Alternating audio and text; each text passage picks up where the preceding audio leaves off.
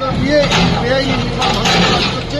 তার কারণ এই বহুতলের ভেতরে থাকা একটি বেআইনি কারখানা এবং সেই কারখানাতে অগ্নিকাণ্ডের ঘটনা এবং সেই কিভাবে এই ঘটনা ঘটল। প্রচার পর্বেই বলেছিলেন বিরোধী দলনেতা শুভেন্দু অধিকারী, আর মুখ্যমন্ত্রী হয়েই পশ্চিমবঙ্গে বুলডোজার অ্যাকশন শুরু করে দিলেন। যে ভিডিওটা দেখিয়ে শুরু করলাম, তিলজলাতে অবৈধ কারখানাতে ভয়াবহ অগ্নিকাণ্ডে দুজনের মর্মান্তিক মৃত্যু হয়েছে, তিনজন এখনো মৃত্যুর সঙ্গে পাঙ্গা লড়ছেন।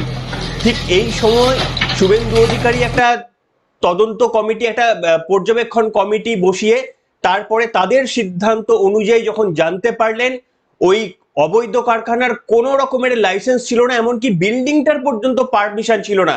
এই মমতা বন্দ্যোপাধ্যায়ের দুর্নীতিগ্রস্ত আমলে এখানে সমস্ত পারমিশন দেওয়া হয়েছিল। সেই অবৈধ কারখানার মালিক জাফর নিসারকে গ্রেপ্তার তো করেইছে এবং একেবারেই বুলডোজার দিয়ে সেই কারখানাকে গুড়িয়ে দেওয়া হয়েছে। পশ্চিমবঙ্গে এবার থেকে শুধুমাত্র যারা আইন ভাঙবে তাদের নির্মাণের ওপর বুলডোজার চলবে। শুভেন্দু অধিকারী এই প্রমিসটা আগেই করেছিলেন, অর্থাৎ আসামে এতদিন যেটা দেখতাম, উত্তরপ্রদেশে যেটা দেখতাম, এবার পশ্চিমবঙ্গে শুরু। এবং শুধু তাই নয়, গত অন্তত 1-2 দিনে শুভেন্দু অধিকারী কমপক্ষে 10টা ফাইল ওপেন করেছেন দুর্নীতির মমতা বন্দ্যোপাধ্যায়ের। এবং এমন এমন তথ্য আজকে আপনাদের সামনে দেব, আপনারা চমকে যাবেন।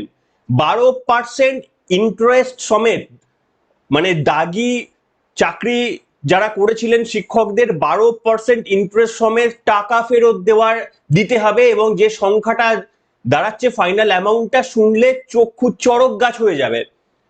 আজকে পুরো বিষয়টি আপনাদের সামনে আলোচনা করব। নমস্কার, welcome to simple as a বিষয়। আপনাদের সকলকে স্বাগত জানিয়ে শুরু করছি অত্যন্ত গুরুত্বপূর্ণ একটি খবর। আমি অনেকগুলো খবর আছে, পরপর ছোট ছোট করে বলার চেষ্টা করছি। দেখতে পাচ্ছেন, নবান্ন বৈঠকের পরই অ্যাকশন, তিলজলায় নামলো বুলডোজার, শুরু বেআইনি নির্মাণ ভাঙার কাজ। মমতা বন্দ্যোপাধ্যায়ের আমলে ববি হাকিম পৌরসভার দায়িত্বে ছিলেন এবং যে কোনো জায়গার, যে কোনো পৌরসভায় অবৈধভাবে এখানে বিল্ডিং তৈরি করা কোনো ব্যাপার না। যদি আপনি জয় বাংলা করেন আর মমতা বন্দ্যোপাধ্যায়কে ভোট দেন, এটা প্রমাণ করতে পারেন, কিংবা একটা স্পেশাল আপনার আইডেন্টিটি যদি থাকে, তাহলে নিশ্চিতভাবে আপনি সমস্ত অবৈধ কাজ করার লাইসেন্সটা মমতা বন্দ্যোপাধ্যায় দিয়েছিল। এই যে তিলজলাতে ভয়াবহ অগ্নিকাণ্ড ঘটলো, জাফর নিসার যার মালিককে গ্রেপ্তার করেছে, তাদের দুই কর্মী অগ্নিদগ্ধ অবস্থায় বাথরুমের মধ্যে মারা গেলেন, বেরোতে পারলেন না। কি নৃশংস! এবং আরো 3জন মৃত্যুর সঙ্গে পাঞ্জা লড়ছেন। শুভেন্দু অধিকারী সঙ্গে সঙ্গে কমিটি গঠন করে মাত্র 30 ঘন্টার মধ্যে জানতে পারলেন, মাত্র 30 ঘন্টা সময় নিলেন, জানতে পারলেন বিল্ডিংটি তো অবৈধই এবং সেটার কোনো লাইসেন্স ছিল না, এমনকি কারখানাটির পর্যন্ত কোনো লাইসেন্স ছিল না। এবং শুভেন্দু অধিকারী সিদ্ধান্ত নিয়েছেন এরপর থেকে তিনি একটা কমিটি করে দিচ্ছেন যারা চেক করবে সমস্ত বিল্ডিং গুলোর, মানে ওই মমিনপুর, ইকবালপুর, এই সমস্ত জায়গায় বিল্ডিং গুলোর প্ল্যান রয়েছে কিনা, কারখানার প্ল্যান রয়েছে কিনা। না থাকলে জলের লাইন, বিদ্যুতের লাইন কেটে দেওয়া হবে প্রথমে, এবং তারপরে এইগুলোকে মানে দেখতেই পাচ্ছেন বুলডোজার দিয়ে গুড়িয়ে দেওয়া হবে। শুভেন্দু অধিকারী কি বলেছিলেন ছোট করে শোনাবো। বিদ্যুৎ সরবরাহকারী সংস্থাকে পার্মানেন্ট ইলেকট্রিক ডিসকানেকশন করার অর্ডার দিয়েছি এবং সিএসসি কে বিদ্যুৎ সচিবের মাধ্যমে জানানো হয়েছে যত এই ধরনের বিল্ডিং প্ল্যান স্যাংশন নেই, অবৈধ কারখানা আছে, বিশেষ করে কসবা, তিলজলা, মমিনপুর, ইকবালপুর সহ এই এলাকাতে ইমিডিয়েটলি একটি ইন্টারনাল অডিট করে যাদের যাদের বিল্ডিং প্ল্যান স্যাংশন নেই তাদের ইলেকট্রিসিটি ডিসকানেক্ট করার জন্য আমাদের পৌর নগর উন্নয়ন সচিবকে নির্দেশ দেওয়া হয়েছে একদিনের মধ্যে ওই অবৈধ স্ট্রাকচার ভেঙে ফেলার জন্য কেএমসির উদ্যোগে, কলকাতা পুলিশের সাহায্য নিয়ে। এবং একইভাবে কেএমসি কে বলা হয়েছে এই ধরনের অবৈধ বিপজ্জনক কারখানাগুলিতে জলের লাইন কেটে দেওয়ার জন্য। শুনলেন, এটা গেল প্রথম। আসুন দ্বিতীয়। অনেকগুলো খবর আছে, মানে মিস করবেন না, শেষ পর্যন্ত ইন্টারেস্টিং রয়েছে। আচ্ছা, কিন্তু একটাই রিকোয়েস্ট, একটু সাবস্ক্রাইবের বাটনটা প্রেস করে দেবেন। যারা দেখছেন একটু সাবস্ক্রাইবের বাটনটা আমার জন্য অন্তত একটু প্রেস করে দেবেন। দেখুন, এটা অত্যন্ত ইম্পর্টেন্ট একটা 12% সুদসহ দাগিদের বেতন ফেরাতে পদক্ষেপ রাজ্যের। কাদের কত লক্ষ টাকা দিতে হবে? আপনারা জানেন যে 2016 সালের প্যানেলটাকে সম্পূর্ণ বাতিল করে দিয়েছিল সুপ্রিম কোর্ট, যারা 2019 থেকে মূলত চাকরি করেছিল। এবার এই 26,000 চাকরির বাতিলটা 2016 সালের প্যানেল ছিল, সেইটা সুপ্রিম কোর্ট 1 বছর আগেই বলেছিল সুদ সমেত 12% সুদ সমেত টাকা ফেরত দিতে।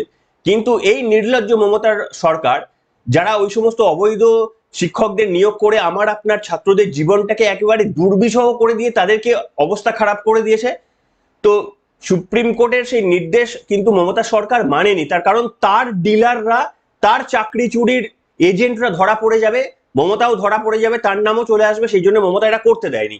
শুভেন্দু অধিকারী প্রথমেই এসে সিদ্ধান্ত নিয়েছেন যে এই ফাইলটা খোলা হচ্ছে, এবং এই ফাইলে খোলা হয়ে গিয়েছে। ফাইলটা বলা হয়েছে এই সমস্ত টেন্টেড যারা রয়েছে, যারা অযোগ্য রয়েছে, তাদের কিন্তু 12% ইন্টারেস্ট সহ টাকা ফেরত দিতে হবে। আমি একটা ছোট হিসাব বলি, ধরুন যারা মাধ্যমিক লেভেলে যে সমস্ত স্কুলে যারা ঢুকছেন, তাদের মিনিমাম এখন স্যালারি 40,000 টাকা। 2019-এর যদি হিসাব ধরেন 40,000 টাকা তাদের স্যালারি।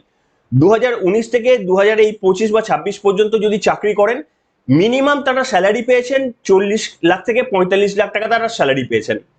এবং এই স্যালারির ওপর 12% যদি সুদ হয়, সেটা আরো 20 লাখ 25 লাখ টাকা, 25 বা 27 লাখ টাকা সুদ হয়ে যাবে, ইন্টারেস্ট হয়ে যাবে এতদিনের। ঠিক আছে, মানে প্রায় 50 লাখ টাকা আরো 25 লাখ টাকা, মানে 70 থেকে 75 লাখ টাকা, কারোর 60 লাখ টাকা। আরো একটু যারা নিচু গ্রেডের, হয়তো ক্লাস 5-এর যারা ঢুকেছেন, তাদের জন্য আরো একটু কম, 50, ধরুন ওই 55 লাখ টাকা 60 লাখ টাকার মতো তাদের পেমেন্ট করতে হবে। যারা মাধ্যমিক ওর ওপরে যারা ঢুকেছেন, তাদেরকে কিন্তু আরো বেশি পেমেন্ট করতে হবে। এক একজনকে কিন্তু ওই 60 থেকে 70 লক্ষ টাকা ফেরত দিতে হবে সুদ সমেত, যা পেয়েছিলেন এবং ইন্টারেস্ট সমেত। বুঝতে পারছেন মমতা বন্দ্যোপাধ্যায় কাদের কাদের ভিখারি করে চলে গেলেন? এর কিন্তু জেলে যাওয়া উচিত, এ কিন্তু বাইরে থাকা কোনোভাবেই উচিত না। 26,000 ছেলের এমনি এমনি প্যানেলে নাম চলে গেল আর এ বেঁচে যাবে, এটা কিন্তু হতে পারে না। আমার অনেক বলার আছে, সেজন্য পরের খবরে চলে যাই। পরের খবরটা হচ্ছে, এখানে একটা শান্তনু সিনহা বিশ্বাস, মমতা বন্দ্যোপাধ্যায়ের অত্যন্ত কাছের একজন, মানে সবসময় সবার ট্রান্সফার হয়ে যেত, কিন্তু কালীঘাটে এর পোস্টিং সবসময় বাধা ছিল। মমতা বন্দ্যোপাধ্যায়, অনেকে বলেন যে মমতা বন্দ্যোপাধ্যায় বাড়িতে তো কিছু রাখতেন না, শোনা কথা আর কি, কোনো প্রমাণ আমার কাছে নেই। তিনি নাকি সবকিছু ওই শান্তনু সিনহা বিশ্বাস দেখা করতেন, এবং শান্তনু সিনহা বিশ্বাস তার 2 ছেলে নিয়ে যা কারবার করেছিলেন মারাত্মক। এই যে সোনা পাপ্পু, তার বাড়িতে প্রচুর টাকা উদ্ধার এবং অস্ত্র মামলায় যে তাকে মানে তল্লাশি চালানো হচ্ছে, তার সঙ্গে যুক্ত ছিল কিন্তু সেই তদন্তে এর নাম চলে এসেছিল শান্তনু সিনহা বিশ্বাসের। এবং এই মালটি, এই পুলিশ, এই মানে পুলিশের বদনাম করা এই পুলিশ মমতা বন্দ্যোপাধ্যায়ের অত্যন্ত কাছের লোক। কারণ যারা চুরি করে মমতা বন্দ্যোপাধ্যায়ের অত্যন্ত কাছের লোক হয়ে যায়। যারা যত সমাজের নরকের কীট যারা, তারা কিন্তু মমতা বন্দ্যোপাধ্যায়ের সব থেকে আদরের। বুঝতে পেরেছেন? তো এই শান্তনু সিনহা বিশ্বাস পালিয়ে গিয়েছিল। গতকাল এনাকে ঝাড়খণ্ড থেকে গ্রেপ্তার করা হয়েছে। ঝাড়খণ্ডে এই লুকআউটের বিরুদ্ধে নোটিশ জারি করা হয়েছিল, কারণ ভাবা হয়েছিল এ হয়তো দেশ ছেড়ে পালিয়ে যাবে। ঝাড়খণ্ডে আত্মগোপন করেছিল। গতকাল খবর পেয়ে আমাদের পুলিশ সেখান থেকে তাকে গ্রেপ্তার করে আনে। বুঝতে পেরেছেন? এই হচ্ছে সোনা পাপ্পু। এবার এই সোনা পাপ্পু মানে কান হয়ে গেছে, কান ধরা মানে এবার আর তো কোনো সমস্যা নেই। এবার মাথা দেখুন না, মাথাটা একটু জমিয়ে জমিয়ে ক্লাইম্যাক্সে যেতে হবে, ক্লাইম্যাক্সে পৌঁছাবেই। গতকালই শুভেন্দু অধিকারী একটা জায়গায় বলছিলেন যে বেশি বাড়াবাড়ি করবেন না, আপনার বয়স হয়ে গেছে, তাও কিন্তু এখনো যে কোনো সময় আপনার জেল হতে পারে। শুভেন্দু অধিকারী এই স্টেটমেন্ট করেছেন। এরপর আমি চলে যাই আরো কিছু পরপর বক্তব্য। ফাইল খোলার যে বক্তব্য বললাম, এত নিম্নমানের রাজনৈতিক নেত্রী, মানে নাম বলতে ইচ্ছা করে না, মানে এত দুর্নীতি কলঙ্কবাজ একজন মহিলা।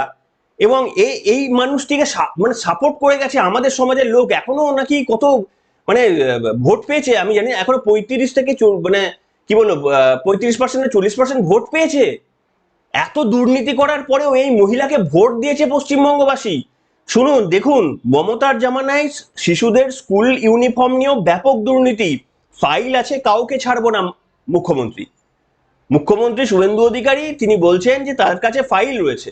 আচ্ছা, প্রথমে একটা ডিসক্লেমার দিয়ে দিই, আমি বলার সময় অনেক সময় বিরোধী দলনেতা বেরিয়ে যাচ্ছে, কয়েকদিন একটু সময় লাগবে, তো ওটা একটু মার্জনা করে নেবেন।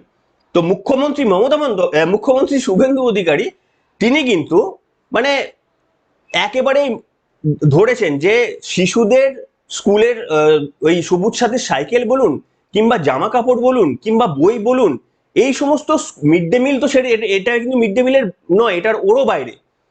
এইখানেও কিন্তু তৃণমূল এত নোংরা মমতা বন্দ্যোপাধ্যায়ের রাজনৈতিক মনস্কতা, যে এইখানেও চুরি করেছে। শুভেন্দু অধিকারী বলেছে যে আমার কাছে সমস্ত ফাইল রয়েছে, সব তথ্য রয়েছে, আমি ফাইল ওপেন করছি। শুভেন্দু অধিকারী এই সিদ্ধান্ত নিয়েছেন। পরেরটা দেখুন, ধর্মীয় ক্ষেত্রে লাউড স্পিকার নিয়ে বড় সিদ্ধান্ত, কি বললেন পুলিশ কমিশনার? মমতা বন্দ্যোপাধ্যায় জামানায় এখানে তো হিন্দুরা তো একেবারেই ভয়ে ভয়ে থাকতে হতো এখানে। তার কারণ তিনি তো পরিষ্কারভাবে একটা স্লোগান বারবার বলতেন, আমি আর বলতে চাই না এখানে, তার কারণ আমি কারোর বিশ্বাসে আঘাত দেওয়ার কোনো অভিপ্রায় আমার থাকে না। কিন্তু প্রশ্ন হচ্ছে, মমতা বন্দ্যোপাধ্যায় হিন্দুদের উপর যে নির্যাতন করে গেছেন এবং হিন্দুদের উপর তুলসী মঞ্চে আক্রমণ হয়েছে, কালী মন্দিরে গিয়ে পেচ্ছাপ করে দিয়ে এসেছে, তার সত্ত্বেও তাদেরকে গ্রেপ্তার করেনি, মা কালীকে প্রিজন ভ্যানে তোলা হয়েছে, কিচ্ছু করেনি।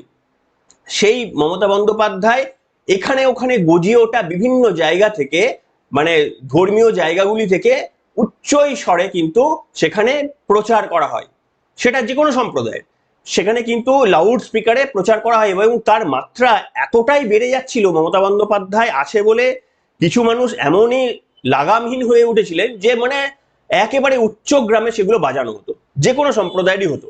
সেইটা কিন্তু মানে পরিষ্কার বলে দেওয়া হয়েছে, এরকম যা ইচ্ছা আপনার যত খুশি মানে স্পিকারের ভলিউম দিয়ে আপনি এটা করতে পারেন না, সাধারণ মানুষের অসুবিধার কারণ করতে পারেন না। ধর্ম সম্প্রদায় নির্বিশেষে এই সিদ্ধান্ত নেওয়া হয়েছে, অত্যন্ত গুরুত্বপূর্ণ, অত্যন্ত গুরুত্বপূর্ণ। লখনৌ ফখনৌয়ে অনেকদিন আগে এই সিদ্ধান্ত নেওয়া হয়ে গিয়েছে। আচ্ছা, এরপরে দেখুন, শুধু এটা নয়, বলা হয়েছে রাস্তার মধ্যে রাস্তাটাকে ব্লক করে দিয়ে আপনি প্রেয়ার করবেন। মেন রাস্তা, আপনাদের ভিডিও দেখিয়েছি আমি, মেন রাস্তা কলকাতার মধ্যে, মেন রাস্তা গাড়ি চলাচল করে একেবারেই রাতের মধ্যে, সন্ধ্যের মধ্যে, সেগুলোকে বন্ধ করে দিয়ে জলসা হচ্ছে, সেগুলোকে বন্ধ করে দিয়ে প্রেয়ার হচ্ছে।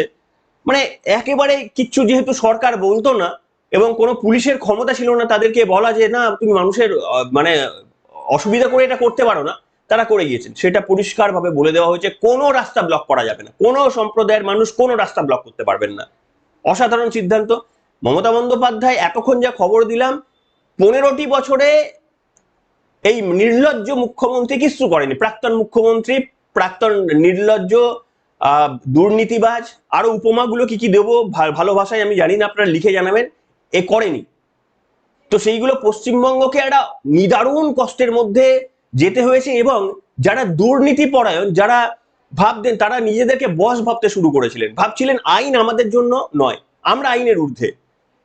দেখুন, আপনি যদি বারবার বারবার কাউকে প্রশ্রয় দিয়ে যান, সে কি ভাববে যে আইন ফাইন আমার হবে লাগবে না। হেলমেট ছাড়া রাস্তায় বাইকের মধ্যে আপনি হেলমেট ছাড়া যাবেন, আপনাকে সঙ্গে সঙ্গে ধরবে। কিন্তু এবারে পরিষ্কার ভাবে এইগুলো পরিবর্তন হয়ে গেছে, শুভেন্দু অধিকারী এটা প্রথম দিন এসে করে দিয়েছেন এবং আরো অনেক বাকি রয়েছে। সব থেকে মজার কথা কি জানেন, অত্যন্ত মজার একটা জিনিস হয়েছে, সেটা হচ্ছে কল্যাণ বন্দ্যোপাধ্যায়ের ছেলে শীর্ষান্ন, তিনি ভোট পরবর্তী হিংসা মামলায় তিনি একটা হাইকোর্টে তিনি পিটিশন দাখিল করেছেন যে ভোট পরবর্তী পশ্চিমবঙ্গে 2026-এ নাকি ভোট পরবর্তী হিংসায় তৃণমূলকে বহুত পিটিয়েছে, সেই জন্য করেছে, করতেই পারে যদি তাদের কাছে ডেফিনেটলি প্রমাণ থাকে। আমি প্রথম দিন থেকে আমার স্ট্যান্ড, অনৈতিকভাবে কেউ হাতে মানে আইন তুলে নিতে পারে না। কিন্তু তৃণমূল যা করেছে, ওই জয় বাংলা করে, মানে আমি তো দেখিয়েছি আপনাদের সামনে। আমি এটা জয় শ্রীরামের জন্য বলি, দেখুন জয় শ্রীরামটাকে দয়া করে ওই জয় বাংলার মতো করে ব্যবহার করবেন না, কানের কাছে মানে 70টা লোক মিলে একেবারে বিচ্ছিরি করবেন না।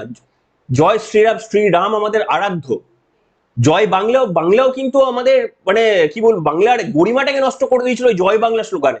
দয়া করে শ্রমিক ভট্টাচার্য যেরকম বলেছেন সেই নির্দেশ মেনে জয় শ্রীরামটাকে এমন ভাবে বলবেন না বিকৃত ভাবে, যাতে সেটার উপরও মানুষের একটা মানে বিতৃষ্ণা ধরে যায়, এটা করবেন না। তার কারণ এটা কোনো মানে এটা ডেফিনেটলি ধর্মীয় স্লোগান, একদিকে রাজনৈতিক স্লোগান। তো এটাকে মাথায় রাখবেন যে এটা কিন্তু ধর্মের সঙ্গেও জড়িত, কাজে এইটাকে শ্রদ্ধা ভাবে দেবেন, ভক্তি ভরে দেবেন, উচ্ছৃঙ্খল ভাবে দেবেন না। আমাদের পরিচয়, আমরা হিন্দু, আমাদের সেই পরিচয়টা আমাদের কার্যক্ষেত্রে যেন প্রকাশিত হয়, সেটা মাথায় রাখতে হবে আপনাদের। সে আপনি বিজেপি কর্মকর্তা হতে পারেন, আপনি বিজেপির সাধারণ কর্মী হতে পারেন। আমি এখানে যেটা বলছিলাম যে শীর্ষান্ন বন্দ্যোপাধ্যায়, কল্যাণ বন্দ্যোপাধ্যায় ছেলে, গেছে হাইকোর্টে। শুভেন্দু অধিকারী কি করেছেন, 2021-এ পশ্চিমবঙ্গে ভোট পরবর্তী আসল যে সন্ত্রাসটা হয়েছিল, আসল যে তৃণমূল কংগ্রেসের শীর্ষ নেতৃত্ব অভিষেক বন্দ্যোপাধ্যায় এবং মমতা বন্দ্যোপাধ্যায়ের একেবারে অঙ্গুলি হেলনে যে পশ্চিমবঙ্গে বিভীষিকাময় দিন হয়েছিল, এবং এবারে যদি নির্বাচনে তারা জিততো, কি ভয়ঙ্কর পরিস্থিতি করে দিত এই এদের দুজনের বিরুদ্ধে, সেজন্য কোনো মায়া দেওয়া নেই। কোনো মায়া দয়া নেই। এরা জিতলে, গতবারই 300-350 জনের মানুষের মৃত্যুর কারণ ছিল এরা, এবারে জিতলে সংখ্যাটা 1000 পেরিয়ে যেত, তার কারণ এরা এতটা উচ্ছৃঙ্খল হয়ে গিয়েছিল। তো সেই কারণে শুভেন্দু অধিকারী বলেছেন 2021-এ যারা জড়িত ছিল, যারা এখনো তদন্তের আওতায় আসেননি, এদের ফাইলটা খোলা হোক। অর্থাৎ তৃণমূল যখন হাইকোর্টে যাচ্ছে, শুভেন্দু অধিকারী কিন্তু একেবারে সঙ্গে সঙ্গে 2021-এর দুর্নীতির ফাইল, ওই ভোট পরবর্তী হিংসার ফাইলটা খুলে দিলেন।